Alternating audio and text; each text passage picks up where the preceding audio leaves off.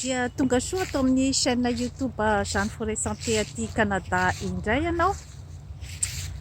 Dia mba mitafatafa eto amintsika indray zany amin'izao automne izao satria dia mba mivoaboaka kely mitsangatsangana fa mahafinaritra dia mahafinaritra mihitsy ny lokon'ny zavaboary, ny ravina rehetra rehefa automne zany aty Canada, ary dia mamirapiratra misy loko mena, maitso, mavo ny ravikazo rehetra aty zany rehefa automne ohatran'izao. Ka androany moa zany ilay ataon'ny zareo hoe été indien. Ny été indien dia ilay karazana fifaranan'ny automne zany dia misy karazana loko maro isan-karazany ny zavaboary, ary dia misy an'ilay ataontsika hoe karazana masoandro faraparany zany amin'ny automne alohan'ny hidirana amin'ny hiver. Ny hiver moa zany aty dia somary lavalava ihany manomboka eo amin'ny faraparan'ny volana novambra any zany ny la neige dia mifarana any amin'ny volana avril. Ka izay zany dia isan'ny mampiavaka ny Canada zany, izay alavan'ny la neige izay, alavan'ny ririnina izany. Kanefa moa zany tsy mahakivy zany zavatra rehetra izany aty Canada, fa dia rehefa elaela mipetraka eto ianao dia afaka ny misadapta tsara amin'ny toetrandro, fa mbola hidirantsika lalindalina zany ny momban'izay toetrandro aty Canada izay. Fa ny horesantsika an'io zany dia ny momban'ny hoe inona ny atao hoe pouvoir. Izay zany ny lohateny izay ho adiadintsika an'io. Ahoana indray ary zany resaka pouvoir izany, fa nga mitetitetika ny anao politika indray ve zany ty ramatoa Jeanne Forêt ty, sa hoe ahoana indray tena eritreritra izy ty zany amin'ity fandaharana ataony eto ty? Tsy atompoko. Raha vao miresaka pouvoir zany matetika ny sarambabe-bahoaka dia ilay ataontsika hoe zany hoe resaka politika dia pouvoir amin'ny fitondram-panjakana. Izay zany matetika no tonga dia mibahana voalohany zany ao anatin'ny eritreritry ny sarambabe-bahoaka ny amin'ny hoe resaka pouvoir. Tsy atompoko. Ny olombelona rehetra dia manana pouvoir daholo, fa saingy pouvoir amin'ny endriny samihafa. Izay zany no tsara azava amin'ny vahoaka ny famaritana tsotsotra ny atao hoe pouvoir. Manana an'io daholo ny olombelona rehetra, saingy ny olana izany dia vitsy izany no mahay mampiasa azy io, ary maro dia maro ihany koa nefany ny mampiasa azy amin'ny zavatra izay tsy tera-boka-tsoa, na ho an'ny tenany na ho an'ny olona manodidina azy. Izay zany no zavatra mampalahelo amin'ny resaka atao hoe pouvoir. Marina fa rehefa avy niteneniko teo zany dia ny hoe manana pouvoir daholo ny olombelona rehetra, fa saingy ny ampiasany an'izay pouvoir zay zany eo zany no misy ny olana. Izany hoe ao anatin'ny tsirairay ao ilay pouvoir, fa misy ny sakatsakana maro zany no tsy ahafahan'ny akamaroan'ny olombelona mampiasa ny pouvoir ao amin'io, ary ny matetika kosany dia ny hoe tsy fantany hoe inona ilay pouvoir ao aminy. Izany zavatra rehetra izany zany no zavatra tena mampalahelo amintsika olombelona. Hanika izay mahay mampiasa azy na mahita an'izay pouvoir izay ao anatin'ny tenany, izay no afaka zany mampiasa an'io pouvoir io. Mety miseho amin'ny endrika maro izy aho ny pouvoir, mety miseho amin'ny alalan'ny fahaizana, mety miseho amin'ny alalan'ny fananana tombontsoa izay nomenjanahary ny tsirairay, na ny bika aman'endrika io dia efa karazan'ny pouvoir ananan'ny olombelona anankiray izay zavatra izay, fa arakaraky ny tsirairay ny amin'ny hoe fampiasany azy. Eo ihany koa ny pouvoir izay nomenjanahary ny tany iray dia ny fananany ny harena voajanahary ao amin'ny tany iray, efa pouvoir zay, fa arakaraky ny tsirairay ny fomba fahaizany mampiasa an'izay. Ao ihany koa ny karazana pouvoir amin'ny fahaizana miserasera ohatra, ny fahaizana mifandray amin'olona, fahaizana miresaka, pouvoir daholo zany zavatra rehetra izany. Ao ihany koa ny pouvoir ny amin'ny hoe avy amin'ny fianakaviana manan-katao, dia efa manana zany ny karazana pouvoir izay efa eo am-pelantanan'ny olona anankiray, fa arakarak'ilay olona ihany hoe ahoana ny ahaizany mampiasa an'izay. Eo ihany koa ny pouvoir ny amin'ny fananana traikefa na expérience amin'ny fomba fiainana. Io tsy voatery hiakina amin'ny fahaizana mampahalalana ny pouvoir amin'ny expérience amin'ny fiainana, fa dia ny fahaizan'ny olona iray zany ny mampiasa ny fahaizany manao zany fahalalany manao zavatra iray arakarak'izay zavatra eo am-pelantanany. Ka miodikodina ao anatin'io pouvoir io zany sy ny fahaizana mampiasa azy dia eo ihany koa ny akingan-tsaina nomenjanahary ny olona iray. Samy manana ihany koa an'io karazana akingan-tsaina io koa ny olombelona tsirairay, satria raha miresaka pouvoir mantsika zany dia ny hoe zavatra hery iray zany avy amin'ny olona iray, izany hoe ahafahany zany manasongadina ny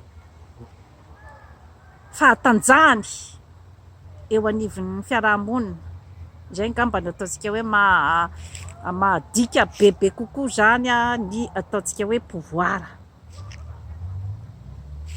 Raha misy ohatra ny hoe pouvoir raisintsika zany eo amin'ny resaka fitondrana sy ny politika, dia mazava ho azy fa misy ny fifaninanana teo amin'ny samy mpanao politika azahoany ny pouvoir, ka dia izay matanjaka zany no nahazo ny fitondrana.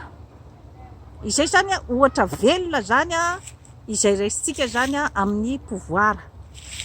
Maromaro ny atanjahana izay nampiasain'ny tsirairay tao mba hatongavana amin'izany zavatra izany, izay hoe atanjahana amin'ny lafiny maro. Misy ny atanjahana amin'ny resa-bola, misy ny atanjahana amin'ny fahaizana miserasera, misy ny atanjahana ny amin'ny fahaizana mampahalalana, ny fahaizana mampita hevitra. Ary izany zavatra rehetra izany dia tsy misy, tsy mety ho tanteraka nefa ny atao hoe pouvoir raha tsy misy ny ataontsika hoe zany hoe fahasahiana sy ny finiavana ho tonga amin'ilay tanjona izay tiana hotratrarina. Izay zany no mampiavaka ny fahatratrarana ny tanjona iray izay mety mampiavaka ny olona iray ao anatin'ny fiarahamonina. Maro dia maro ny iakinan'io ataontsika hoe pouvoir io zany. Tsy afaka ilaza ny olona anankiray fa ny tenany irery dia nahatonga azy teo amin'ny ataontsika hoe zany hoe pouvoir. Misy zavatra maro ny manodidididina ao satria na ny hery mety handrava an'izay pouvoir izay ao aminao dia efa pouvoir hafa koa zay izay tsy maintsy hatrehanao. Ny olona mety hanelingelinanao zany amin'ilay fahazahoanao an'ilay pouvoir sy ny fitazomanao azy. Tranga eo amin'ny fiainana ray manontolo zany fa tsy resaka politika ihany na fitondram-panjakana na fitondrana firenena izay hoe misy mpanelingely izay, fa tsy maintsy koa zany ain'ny olona anankiray izay manana pouvoir ny miatrika an'izay fomba fanelingelenan'izay ary hoe ahoana ny fomba andreseny an'ilay fanelingelenana. Ohatra izay raisiko amin'ny fiainana andavanandro ohatra dia ny aty pouvoir izay mety misy amin'ny endriny hafa eo amin'ny olombelona zany dia ataontsika ohatra zao hoe ny aty pouvoir ny samy vehivavy ohatra. Izany hoe tsy azontsika lavina fa ny vehivavy iray izay mitazona tokantrano ohatra dia azo lazaina fa ao anatin'ny fitazomana pouvoir io vehivavy iray io, satria tsy mora ny tokantrano, sahala amin'ny entreprise ihany io tokantrano io. Ahoana ny fomba iarovany ny tokantranony, ahoana ny fomba hitazomany ny vadiny tsy ho azon'ny olona hafa, satria izany zavatra rehetrarehetra izany dia miodikodina ao anatin'io tokantrano io daholo. Ahoana ny fomba hamelomany ny vady aman-janany mba ahafahany mamolavola taranaka mahomby, taranaka izay tonga lafatra arak'izay nofinofiny sy izay eritreretiny fa tokony toerana isy an'ireo taranan'ireo. Ady daholo izany zavatra rehetrarehetra izany ny amin'ny hoe resaka pouvoir. Izay zavatra rehetrarehetra izay nefa dia mila ny pouvoiran'ny mpivady izay zavatra izay, na ny vehivavy na ny lehilahy nefa dia mila samy mitazona an'izay pouvoir izay daholo, satria na ramatoa na rangahy dia mety ho azon'ny olona any ivelany raha ohatra ka tsy mijery marina zany tsy mijery akaiky ny resaka pouvoir izay tokony hitazoman'ny tokantranony. Ny tsirairay ohatra fotsiny zany izay resahako zay. Ao anatin'io pouvoir io nefany dia betsaka koa ny zavatra mifamaofao amin'ny ataontsika hoe zany hoe opinion publique. Izany hoe maro koa zany ny influence avy ety ivelany, ny amin'ny hoe fa maninona no ikalavero no vadin'ny rangahy bôgôsy sady manam-bola, fa nahoana ny tsy ikalasoa, tena ahoana nefa ny hoe inona ikalavero nefa ohatra tsy de tena manana hatsarambika sy hatsaran-tarehy manao ahoana, tsy de manam-pahaizana manao ahoana, nahoana nefa zany rangahy bôgôsy no toa taraiky ao amin'io ikalavero io, nefa ikalasoa ny tena tokony hitazona ny toerana ao amin'io tokantrano io, tokony hitazona ny rangahy bôgôsy sady manam-bola. Misy zavatra mihitsy ataon'io ikalavero io fa tsy mazavazava fa manao fanafody io hitazomany an'io rangahy io, fa tsy possible mihitsy. Ikalasoa ny tokony ho eo, izay zany endrikana pouvoir izay misy zany amin'ny zanak'olombelona, ohatra zany ny raisiko. Vitsy zany ny manadiady hoe inona moa zany ny tena force ny ikalavero. Mety manana zavatra betsaka ikalavero, mety manana qualité maro dia maro, na tsy mamiratra ty ivelany ara zany ny bika aman'endriny, mety manana toetra tsara izy, mety mahay mikarakara tokantrano, mety mahay mahandro, mahay manao ny saosisosy izay tian-drangah bôgôsy, mety asiny ny karazana episy izay tsy fantatrao, ny episy ataony ao, asiny sakamalao ny sakafo, asiny tongolo gasy, recette-ny ikalavero zay, pouvoir-ny zany izay zavatra zay. Kanefa ny opinion publique zany de ikalasoa ny tokony eo, raha ny tokony ho izy dia izay zavatra zay zany dia mety zavatra manelingelina foana zany ny tokantranon'ny ikalavero, izay opinion publique zay, nefa tsy azonao ferana amin'izay heviny mpitazana, tsy azonao fefena ny fomba fijerin'ny mpitazana ny amin'izay resaka zay, fa zay zany ny fijerin'ny mpitazana, fa ikalavero no tokony hafantatra tsara ny valeurany, satria raha ohatra ka tsy mahatakatra mahalala tsara ny valeurany koa ikalavero dia mety ho voahozongozon'izay opinion publique zay,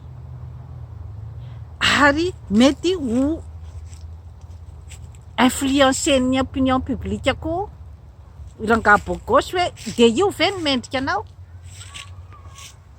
de io vehivavy io nefa dia misy vehivavy mamirapiratra zay tokony ho anao, ary io zavatra io de mety mandritry ny androm-piainan'ny tokantranon'ny ikalavero sy rangahy bôgôsy izay fanelingelenan'izay hoe tsy io no tokony ho vadinao.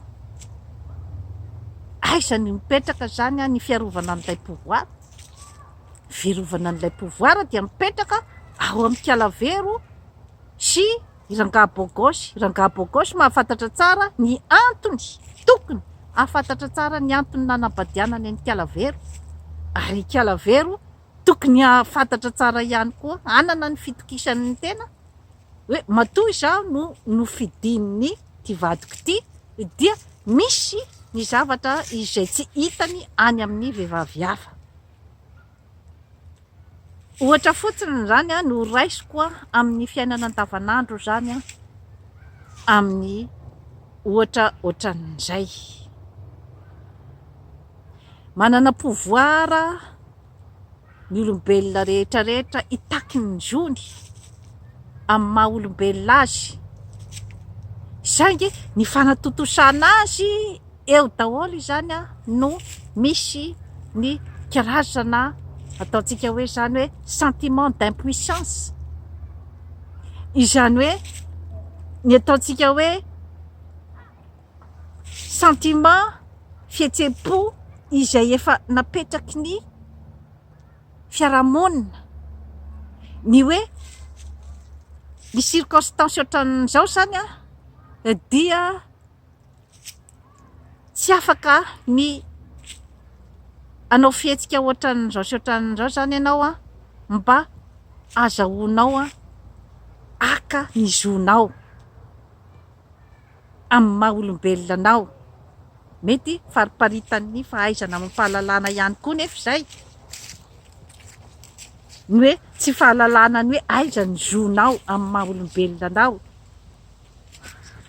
fa mety ny izay manam-pahalalana no afaka hitaky an'izay. Inona ny zo maha olombelona izay tokony ananan'ny olona ao amin'ny firenena iray, izay tokony ho takiny, satria izay no antony ametrahana ny filohan'ny firenena iray eo amin'ny toerany dia hijery an'izay hoe zo fototra maha olombelona izay. Inona sy inona daholo ireo zo fototra maha olombelona izay tokony ho jerevan'ny mpitondra fanjakana iray zany ao amin'ny tany iray, dia ny mihinana ara-dalàna ny vahoaka ao aminy, mitafy ara-dalàna ny vahoaka ao aminy, mianatra ny ankizy any an-tsekoly, ary voatsabo zala amin'ny olombelona rehetra ny olona ao aminy. Izay zany no ataontsika hoe zo fototra zany tokony ananan'ny vahoaka ao amin'ny tany iray.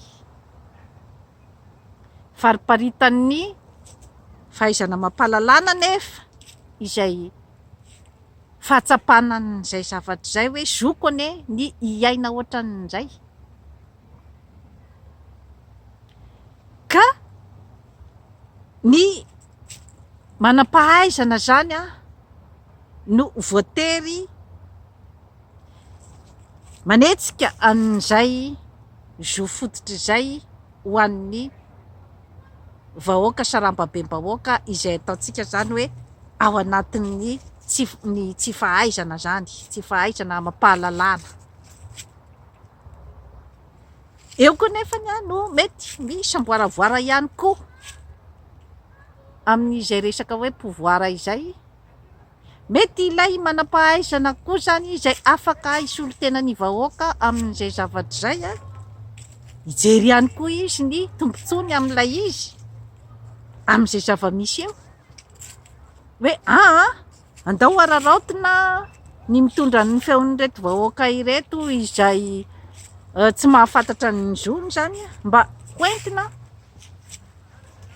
angalana ny pouvoir eo am-pelatanan'ny mpitondra ankehitriny,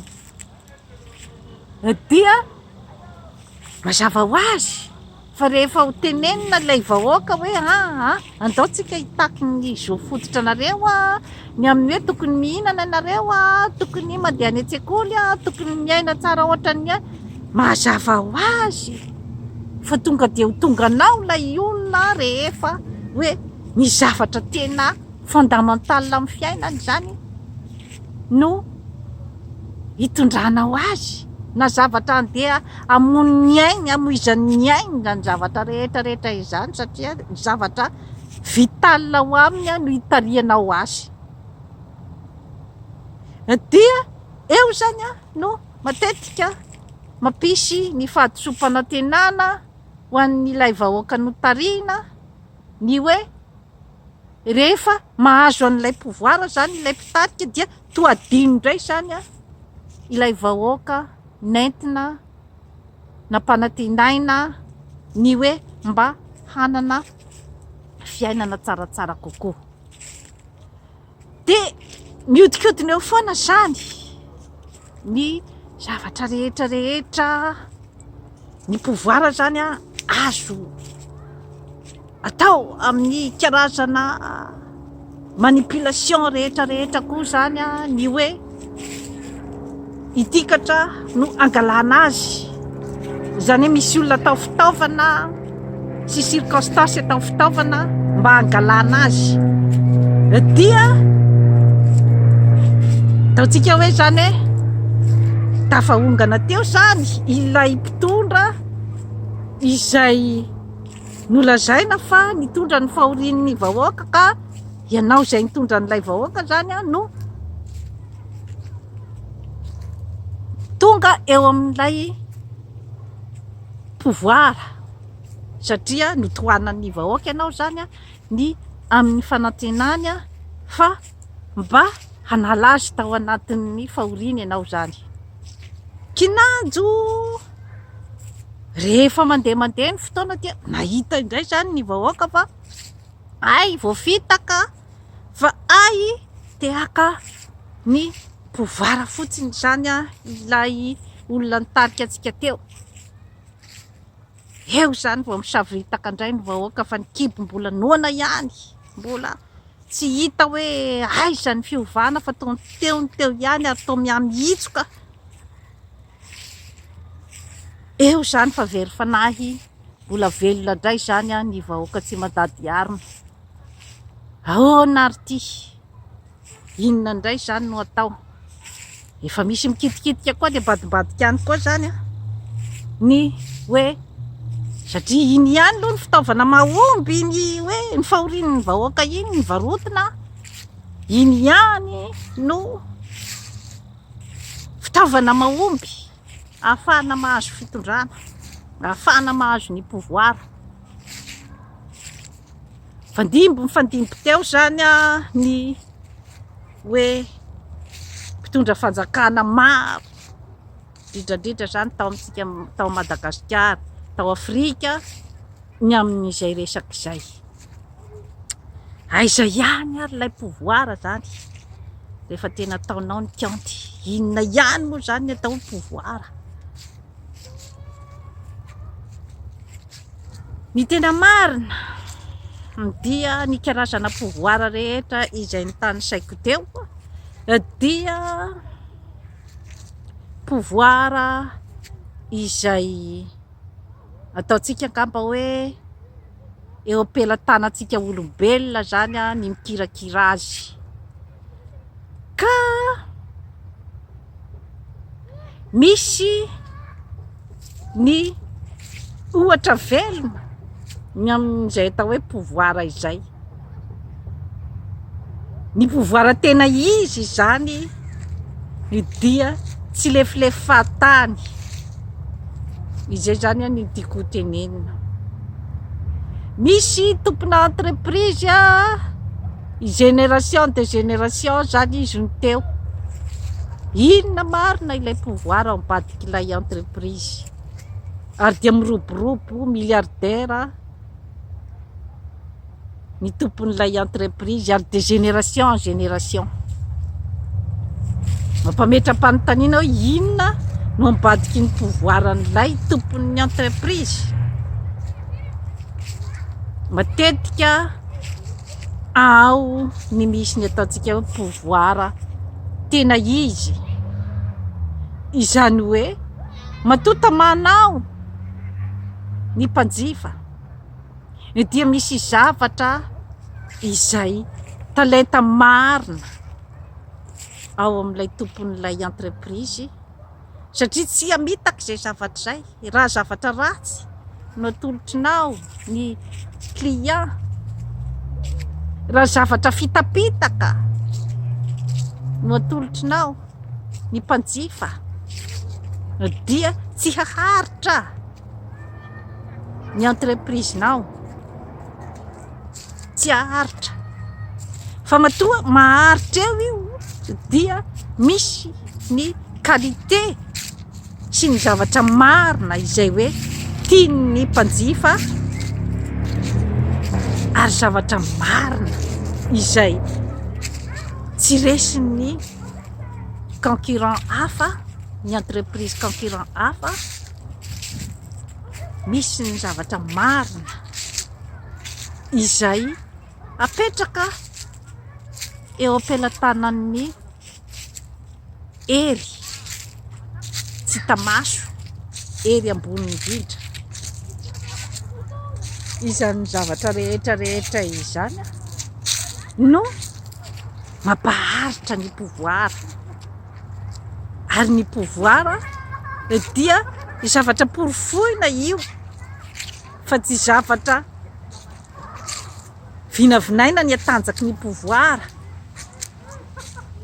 fa zavatra voapirofo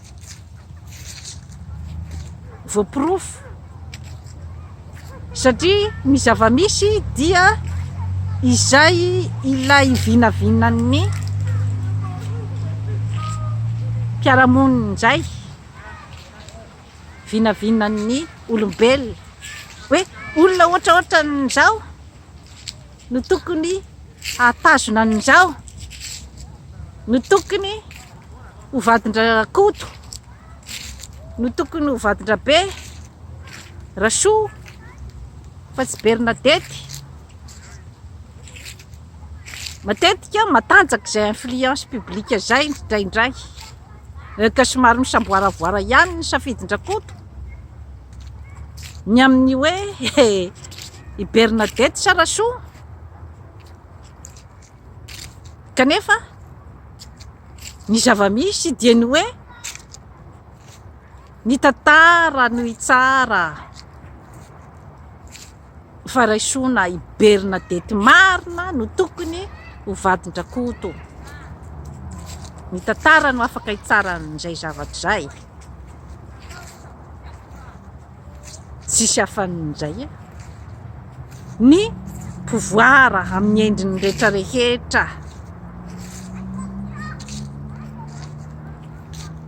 ianao izay tompon'ilay pouvoir dia tokony hahay andresy lahatra ny olona manodidina anao fa vitanao io, ary zavatra itera-boka-tsoa ho an'ny vahoaka izay entinao, ny zavatra atao eo tokony ho hainao zay, raha ohatra ka tena misy tokotrany ny finiavana izay hanatsara ny vahoaka, raha ohatra ka misy tokoa ny tombotsoa ho an'ny vahoaka no antony anaovanao zavatra iray, dia tokony ho kapabla ny mpitondra iray hanazava an'izay zavatra izay amin'ny vahoaka entiny.